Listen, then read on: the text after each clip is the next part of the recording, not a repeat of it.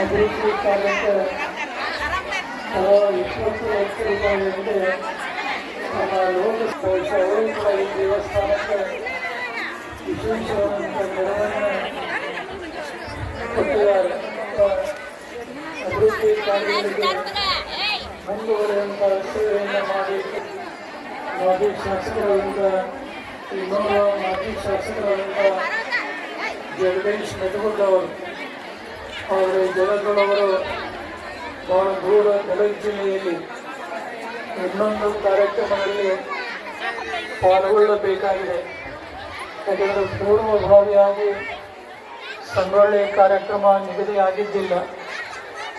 ಅಲ್ಲಿಯ ಕಾರ್ಯಕ್ರಮ ನಿಗದಿ ಆದ ನಂತರ ಇಲ್ಲಿಯ ಭಕ್ತರ ಬೇಡಿಕೆ ಬಂತು.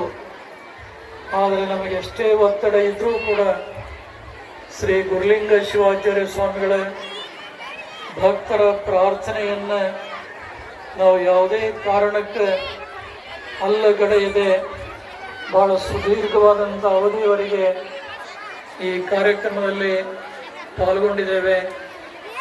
ತಮಗೆಲ್ಲ ಗೊತ್ತಿದೆ, ಮಠದ ಕಾರ್ಯಕ್ರಮ ಇರ್ಬೋದು, ಈ ಗ್ರಾಮದ ಯಾವುದೇ ಕಾರ್ಯಕ್ರಮ ಇರ್ಬೋದು, ಮೇಲಿಂದ ಮೇಲೆ ಈ ಸಂಗೊಳ್ಳಿ ರಾಯಣ್ಣನ ಗ್ರಾಮಕ್ಕೆ ನಾವು ಬಂದು ಹೋಗ್ತಾ ಇದೆ.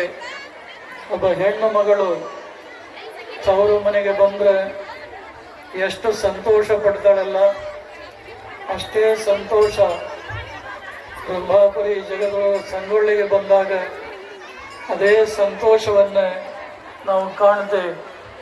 ಯಾಕಂದರೆ ವೀರಶೈವ ಧರ್ಮದ ಪಂಚಪೀಠಗಳು ನಮ್ಮ ಶಾಂತಿ ಮತ್ತು ಸಮೃದ್ಧಿಯ ಸಂಕೇತ.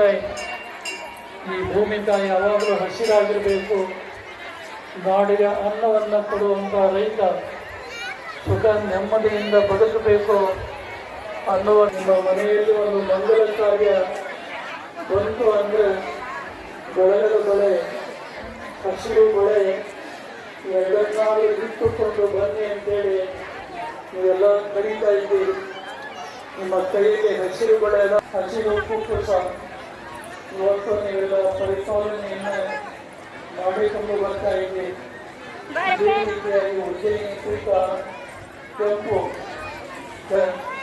ಹೆಣ್ಣು ಮಕ್ಕಳ ಹಣೆಗೆ ಹಾಕುವಂಥ ಕುಂಕುಮ ಸೌಭಾಗ್ಯದ ಸಂಕೇತ. ಆದರೆ ಇವತ್ತಿನ ಕಾಲದಲ್ಲಿ ಹಾಕೊಳ್ಳಿ, ಆದರೆ ಹಣೆಗೆ ಹಚ್ಚುವಂಥ ಕುಂಕುಮ ಕೆಂಪು ಬಣ್ಣದ್ದೇ ಇರಬೇಕೆ ಹೊರತು ಸಾಗರ ನೋಡ್ತೀರಿ ಎಷ್ಟು ಪ್ರಾಮುಖ್ಯತೆ ಇದೆ.